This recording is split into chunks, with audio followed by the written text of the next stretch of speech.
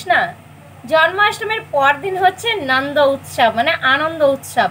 এই দিনটা নন্দ মহারাজ কৃষ্ণের বাবা কিভাবে এই দিনটা উৎসবে পরিণত করেছিলেন, কিভাবে পালন করেছিলেন, এই দিন আমাদের কি করণীয়, আমরা কিভাবে নিজের বাড়িতে নন্দ মহোৎসব পালন করতে পারবো, আজকে এই সব বিষয় নিয়ে আলোচনা করব।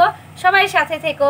হরে কৃষ্ণ কৃষ্ণ কৃষ্ণ হরে হরে, হরে রাম রাম রাম হরে হরে। হরে কৃষ্ণ ফ্রেন্ডস, রাধে রাধে। কেমন আছো তোমরা সবাই? আশা করছি সবাই খুব ভালো আছো। রাধা মাধব গুরু গৌরাঙ্গী কৃপায়। তো জন্মাষ্টমী কবে? জন্মাষ্টমী হচ্ছে 26শে অগস্ট, সোমবার পালিত হবে।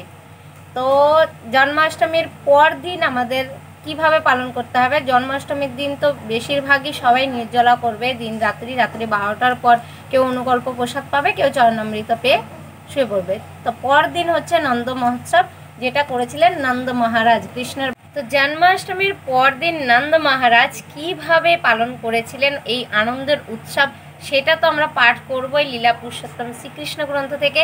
তার আগে আমরা আলোচনা করে নিই যে আমরা কিভাবে বাড়িতে পালন করতে পারবো পরদিন। তো প্রথম কথা হচ্ছে যে জন্মাষ্টমীর পর দিন পালন করতে হবে সূর্য উদয়ের পর। আরেকটা কথা হচ্ছে যে জন্মাষ্টমীর পর দিন যারা ইসকনের সঙ্গে যুক্ত রয়েছে, ইসকনের অন্তর্গত রয়েছে, তো ইসকনের প্রতিষ্ঠিত আচার্য অভয়চরণাবিন্দ ভক্তিবেদান্ত স্বামী প্রভুপাদের শুভ আবির্ভাব তিথি। তো সেই উপলক্ষে পরদিন আবার ফাস্টিং থাকে দুপুর 12টা পর্যন্ত। যারা ইসকনের সঙ্গে যুক্ত রয়েছে, ইসকনের দীক্ষিত বা চরণাশ্রিত শিষ্য রয়েছে, যারা ইসকনের অনুগত্যে রয়েছে, তো তাদের ক্ষেত্রে বলছি, তো তারা সূর্য উদয়ের পর এভারেজ টাইম যদি বলি সেটা 6টার পর থেকে পালন করা যাবে। তো 6টার পরে তোমরা 1টা কি 2 দানা রাইসের নিয়ে পালন করে নেবে, তারপরে আবার ফাস্টিং শুরু করে দেবে, দুপুর 12টা পর্যন্ত ফাস্টিং করবে, ঠিক আছে? আর যারা করতে চাও না সেটা নাও করতে পারো, কিন্তু করাটা ভালো। উনি যেহেতু শুদ্ধ বৈষ্ণব, আর বৈষ্ণবের কৃপা তো অতি আবশ্যক আমাদের জীবনে। বৈষ্ণবের কৃপা ছাড়া তো ভগবানের কৃপা পাওয়া অত্যন্ত দুর্লভ, তাই না? বৈষ্ণব যদি আমাদের হয়ে রেফারেন্স করে দেন ওইখানে ভগবানের কাছে, তবে আমরা ভগবানের কাছে যেতে পারবো। তো তোমরাও করতে পারো, যদি তোমরা ইসকনের সঙ্গে যুক্ত নাও থাকো, তাও আমি বলবো তোমরা এই ফাস্টিংটা করো। পৌপাদ হচ্ছেন সেনাপতি মহাপ্রভুর যে ভবিষ্যবাণী, পৃথিবীতে আছে যত নগরাদি গ্রাম সর্বত্র প্রচার হইব মনে, তো সেই ভবিষ্যবাণীটাকে সত্য করেছেন এই পৌপাদজি। দেশে বিদেশে নানান জায়গায় গিয়ে যাদের ভক্তির সম্বন্ধে, কৃষ্ণ সম্বন্ধে কোনো ধারণাই নেই, তাদেরকে উনি ভক্ত বানিয়েছেন। তাহলে বুঝতে পারছো তাহলে উনি কতটা শুদ্ধ ভক্ত। তো তার জন্য উনার আবির্ভাব উপলক্ষে যদি আমরা উপবাস করি, তাহলে আমরা উনারও কৃপা লাভ করবো, ভগবানের কৃপা লাভ করবো, তাই না? তো তোমরা এটা করতে পারবো। 12টার পর তোমরা তারপরে নর্মাল প্রসাদ খেয়ে নিতে পারো।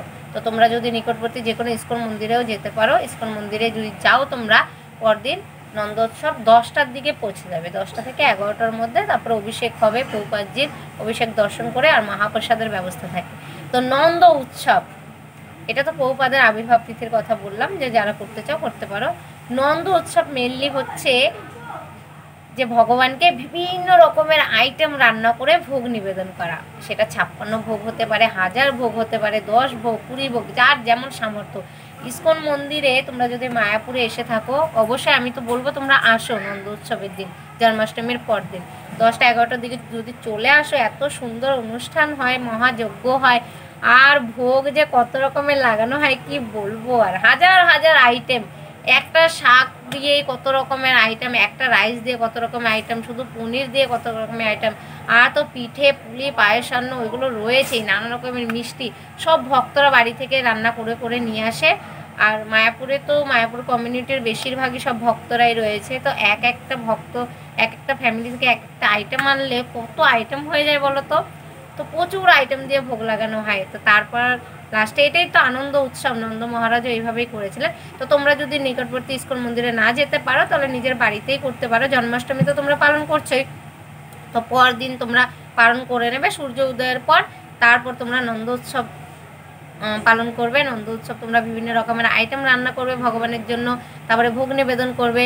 ভোগ নিবেদন করে সেই প্রসাদ তোমাদের আশেপাশে যত গ্রামবাসীরা রয়েছে বা যারা যারা আশেপাশে ব্রত করেছে সবাইকে তোমরা এই প্রসাদ বিতরণ করে, তারপরে শুদ্ধ ব্রাহ্মণকে তোমরা কিছু দান করতে পারো, অন্নদান, বস্ত্রদান। স্বর্ণদান তো এখন কেউ করে না, তো তোমরা যা যেমন সামর্থ্য সেই হিসাবে তোমরা দান করতে পারো।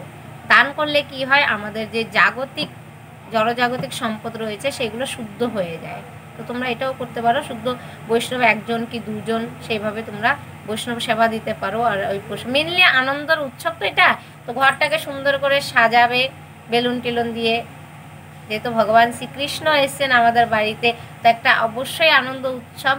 তো সর্ব আকর্ষক ভগবান শ্রীকৃষ্ণ, তো তার জন্য জন্মাষ্টমীর দিন তো সাজিয়েছিলে, পরদিনও সে আম পাতা, আমের পল্লব দিয়ে, তারপরে নানা রকমের ফুল দিয়ে সুন্দর করে বাড়িটাকে সাজাবে। আর মেনলি হচ্ছে ভোগ রান্না করা, নানা রকমের আইটেম রান্না করে ভোগ লাগাবে আর প্রসাদ বিতরণ করবে। তো চলো আমরা এখন পাঠ করে নিই যে কীভাবে নন্দ মহারাজ পালন করেছিলেন। ভাগবতমের 10ম স্কন্ধে রয়েছে 5ম অধ্যায়ে, কিন্তু যারা ভাগবতম এখনও স্টার্ট করোনি পড়া, তো তারা এই লীলা পুরুষোত্তম শ্রীকৃষ্ণ গ্রন্থটা নিতে পারো, এখান থেকে পাঠ করো। কারণ ভাগবতমের পাঠ করার নিয়ম হচ্ছে 1ম স্কন্ধ থেকে পাঠ করতে হয়। তো তার জন্য আমার এখন মনে হয় 3য় স্কন্ধ চলছে, টাইম পাচ্ছি না পাঠ করার। তো যাই হোক, তো আমরা এই জন্য লীলা পুরুষোত্তম এখানে চলে যাব, কারণ ভাগবতমে ডাইরেক্ট ওইভাবে যাওয়া যায় না, ঠিক আছে।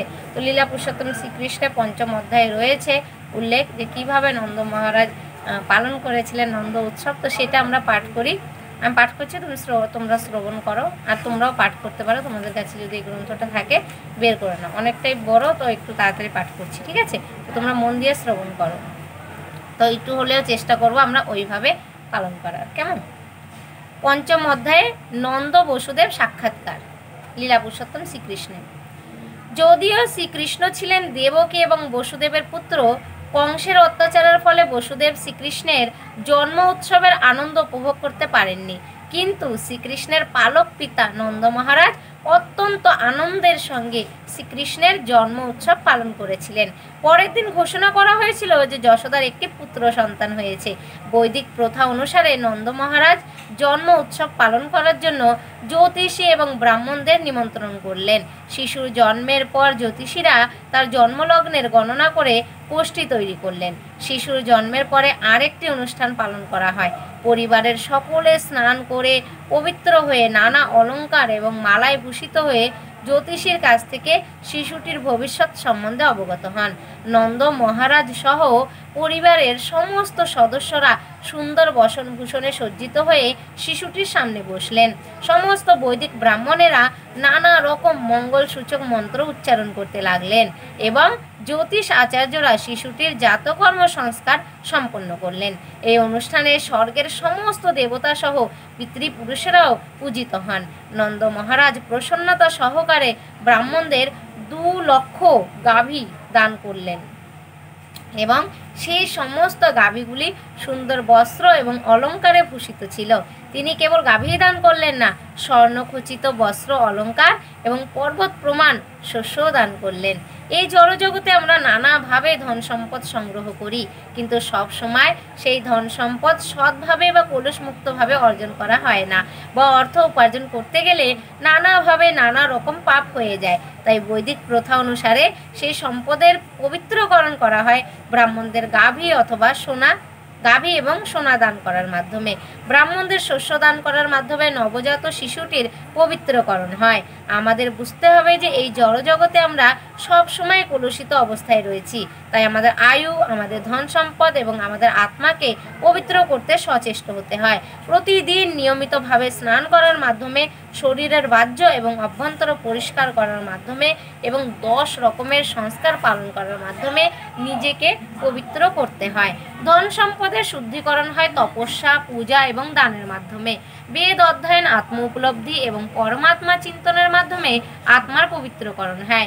তাই বৈদিক শাস্ত্রে বলা হয়েছে যে জন্ম অনুসারে সকলেই শূদ্র, কিন্তু সংস্কারের মাধ্যমে মানুষ দ্বিজত্ব প্রাপ্ত হয়। বেদ অধ্যয়নের মাধ্যমে বিপ্রত্য লাভ হয়, যা হচ্ছে ব্রাহ্মণ হওয়ার প্রাথমিক গুণাবলী। যখন পূর্ণরূপে ব্রহ্মজ্ঞান লাভ হয় তখন তাকে ব্রাহ্মণ বলা হয়, আর ব্রাহ্মণ যখন সম্পূর্ণরূপে চিন্ময় স্তরে অধিষ্ঠিত হন তখন তাকে বৈষ্ণব বা ভক্ত বলা হয়। সেই উৎসবে সমবেত সমস্ত ব্রাহ্মণেরা নবজাত শিশুটির সর্বাঙ্গীন মঙ্গল কামনা করে নানা রকমের বৈদিক মন্ত্র উচ্চারণ করতে লাগলেন। বৈদিক মন্ত্র উচ্চারণের নানা রকমের পন্থা আছে, তাদের নাম হচ্ছে সুত, মাগধ, বন্দী ও বিরুদাবলী। সেই মন্ত্র ধ্বনির সঙ্গে সঙ্গে ঢাক এবং শিঙা বাজতে লাগলো। তখন সমস্ত গোচারণ ভূমি জুড়ে এবং সমস্ত বাড়িতে সেই আনন্দ ধ্বনি সম্পাদিত হতে লাগলো। প্রতিটি বাড়ির ভিতরে এবং বাইরে চালের গুঁড়ো দিয়ে আলপনা আঁকা হয়েছিল, আর সর্বত্র এমনকি রাস্তাঘাটেও সুবাসিত জল ছিটানো হয়েছিল। বাড়ির ছাদে নানা রকমের পতাকা, ঝালর এবং বৃক্ষ পল্লব শোভা পাচ্ছিল। সবুজ পল্লব আর পুষ্প দিয়ে দ্বার নির্মাণ করা হয়েছিল। সমস্ত গাভী, বাছুর এবং ষাঁড়দের শরীর তেল আর হলুদ দিয়ে মালিশ করা হয়েছিল, আর নানা রকম রং দিয়ে তাদের গায়ে সুন্দর সুন্দর নকশা আঁকা হয়েছিল। ময়ূরের পালক দিয়ে মালা তৈরি করে তাদের গলায় পরানো হয়েছিল। গায়ে তাদের ছিল খুব সুন্দর সুন্দর পোশাক, আর গলায় তাদের ঝুলছিল সোনার হার।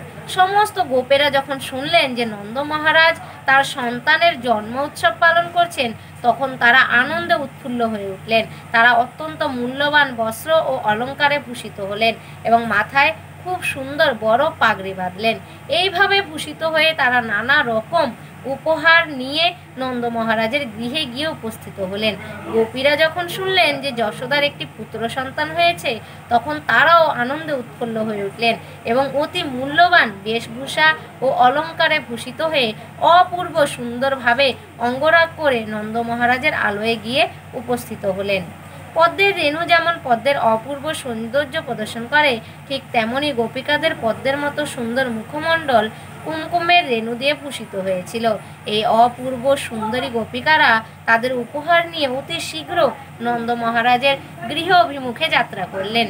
তাদের গুরু নিতম্ব এবং স্থূল কুচু যুগলের ভারে তারা দ্রুত গতিতে চলতে পারছিলেন না, কিন্তু কৃষ্ণ প্রেমে উৎফুল্ল হয়ে তারা যত শীঘ্র সম্ভব নন্দ মহারাজের বাড়ির দিকে অগ্রসর হতে লাগলেন। তাদের কানে মুক্তার দুল শোভা পাচ্ছিল, তাদের রক্তিম অধরষ্ট তামুলের রাগে আরও রক্তিম হয়ে উঠেছিল।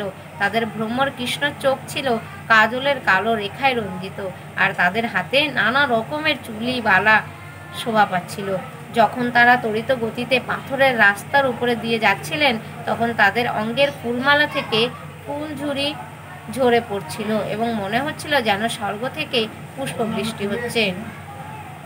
তাদের অঙ্গের বিভিন্ন আভরণের আন্দোলনের ফলে তাদের আরও সুন্দর দেখাচ্ছিল। এইভাবে তারা সকলে নন্দ যশোদার গৃহে গিয়ে উপস্থিত হলেন এবং শিশুটিকে আশীর্বাদ করে বললেন, প্রিয় শিশু, আমাদের রক্ষা করবার জন্য তুমি দীর্ঘজীবী হও। এইভাবে তারা যখন শিশুটিকে আশীর্বাদ করছিলেন, তখন তারা তেল, হলুদের গুঁড়ো, দই, দুধ আর জল একত্রে মিশ্রিত করে তা সিঞ্চন করছিলেন এবং কৃষ্ণের শরীরেই তারা শুধু তা সিঞ্চন করলেন না, সেখানে উপস্থিত সকলের শরীরে তারা সিঞ্চন করতে লাগলেন। সেই মঙ্গল অনুষ্ঠানে অনেক সুদক্ষ বাদক বাজনা বাজাচ্ছিল। গোপেরা যখন গোপিকাদের এই লীলা দর্শন করলেন, তখন তারা অত্যন্ত উৎফুল্ল হয়ে উঠলেন এবং তারাও দই, দুধ, ঘি এবং জল গোপিকাদের শরীরে ছুটতে লাগলেন। তারপর উভয় পক্ষেই একে অপরের দিকে মাখন ছুটতে লাগলেন।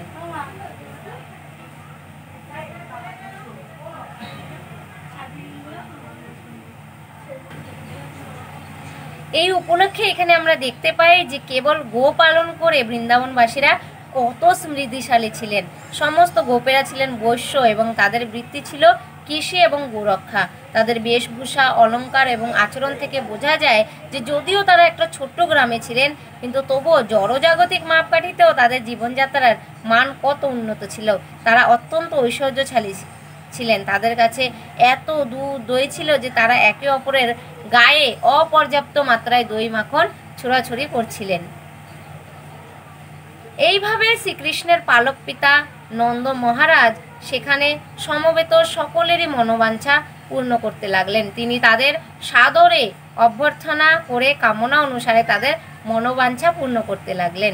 বিদ্বান ব্রাহ্মণেরা তাদের জীবন ধারণের জন্য কেবল বৈশ্য এবং ক্ষত্রিয়দের উপর নির্ভর করতেন। জন্ম উৎসব, বিবাহ উৎসব আদি উৎসবে তারা দান গ্রহণ করতেন। নন্দ মহারাজ যখন এই মহোৎসব উপলক্ষে বিষ্ণুর আরাধনা করছিলেন এবং উপস্থিত সকলকে সন্তুষ্ট করবার চেষ্টা করছিলেন, তার একমাত্র বাসনা ছিল যে নবজাত কৃষ্ণ যেন সুখী হয়। নন্দ মহারাজের কোনো ধারণাই ছিল না যে এই শিশুটি হচ্ছেন বিষ্ণু, কিন্তু তিনি বিষ্ণুর কাছ থেকে তাকে রক্ষা করার জন্য প্রার্থনা করছিলেন। হরি বল। তো এইভাবে নন্দ মহারাজ পালন করেছেন নন্দ উৎসব। তো তখন দেখো পরেই বোঝা যাচ্ছে যে তখন সামনে একটা ছবি চলে আসছে যে এরকম সিচুয়েশন হয়তো হয়েছিল। গ্রাম্য গ্রাম্য পরিবেশ খুব সুন্দর করে সাজিয়েছে, মাটির দেয়ালগুলো সুন্দর করে আলপনা এঁকেছে, কি সুন্দর দেখেছো। তাহলে ভগবানের আনন্দ, ভগবান এসছেন সেই আনন্দে ওনারা কিন্তু জানেনই না যে ভগবান শ্রীকৃষ্ণ বিষ্ণু স্বয়ং এসছেন, কিন্তু তবুও উনি পুত্র সন্তান হয়েছেন সেই আনন্দে উনি পুরো নন্দালয়ে সাজিয়ে ফেলেছেন। আর পুরো ব্রজবাসী সবাইকে ভোজন করিয়েছেন এবং তাদের মনোবাঞ্ছা, ওদের যেটা যার দরকার ছিল সেইগুলো উনি দান করেছেন। তা আমরা পুরোপুরি ওইভাবে না করতে পারলেও কিছুটা তো ফলো করতে পারবো, নিজের বাড়িটা সুন্দর করে সাজাতে পারবো, তারপরে ভগবানের জন্য বিভিন্ন রকমের ব্যঞ্জন রান্না করে ভগবানকে ভোগ নিবেদন করতে পারবো। একজন ব্রাহ্মণকেই দান করি, কিন্তু শুদ্ধ ব্রাহ্মণকে বা শুদ্ধ বৈষ্ণবকে দান করব। আমাদের দান করার আগে এটা ভাবতে হবে যে দানটা করছি সেটা বিফলে যাচ্ছে না তো, কাজে লাগছে তো। কারণ সে যদি ভক্ত হয় তো তাকে যদি আমরা কিছু দান করি, সাপোজ 100 টাকা দান করলাম একজন ব্রাহ্মণকে, বৈষ্ণব, তো দেখা গেলো সে বৈষ্ণবই নেয়, ওই 100 টাকা নিয়ে মাছ কিনে নিয়ে আসলো, মাংস কিনে নিয়ে আসলো, কি মদ কিনে নিয়ে আসলো, সেটা আমাদের দানটা পুরো ব্যর্থ, সেই ছায়ের মধ্যে ঘি ঢালার মতো। কিন্তু একজন শুদ্ধ বৈষ্ণবকে যদি আমরা দান করি 100 টাকা, তিনি কি করবে, ওটা দিয়ে রাইস নিয়ে আসলো, কি শাক সবজি নিয়ে আসলো, সেটা বাড়িতে এসে রান্না করে ভগবানকে ভোগ নিবেদন করলো, ভোগ লাগিয়ে সে প্রসাদ গ্রহণ করলো। তাহলে দানটা আমাদের কোথায় সাকসেসফুল হলো, কোথায় কাজে জায়গা মতন পড়লো দানটা, শুদ্ধ ব্রাহ্মণকে দেওয়াতে, তাই না? তো তার জন্য যখনই দান করবে অবশ্যই ভালো করে বিবেচনা করে নেবে যে আমরা কাকে দান করছি, সে আদৌ কি শুদ্ধ বৈষ্ণব, তো সে শাস্ত্রের বিধি বিধান অনুসারে জীবনযাপন করে, তো ভালো করে বিবেচনা করে তারপরে দান করবে। যেমন সামর্থ্য, একজনকে সামর্থ্য থাকলে একজনকেই দান করো। আর ভগবানের ব্যঞ্জন যত রকম বানাতে পারবে, যেমন সামর্থ্য 10 রকম আইটেম বানানোর সামর্থ্য আছে, 10 রকম আইটেম বানিয়ে কিন্তু বানাও, তো 2 রকম আইটেম বানিয়ে ভগবানকে ভোগ লাগাও। মেন হচ্ছে মনের আনন্দ, তাই না, চিত্ত আনন্দ। তো এই আনন্দটা হচ্ছে ঠিক রাখতে হবে আমাদের ভক্তির মাধ্যমে। মাইক বাজিয়ে এই করে সেই করে ওইগুলো আনন্দ নয়, আনন্দ হচ্ছে ভগবানের সেবায়। ভগবানের সেবা করে যদি আমরা যেই আনন্দটা পাই সেটা হচ্ছে মেনলি আনন্দ, শুদ্ধ আনন্দ। তো যাই হোক, আজকের ভিডিও এখানে শেষ করছি।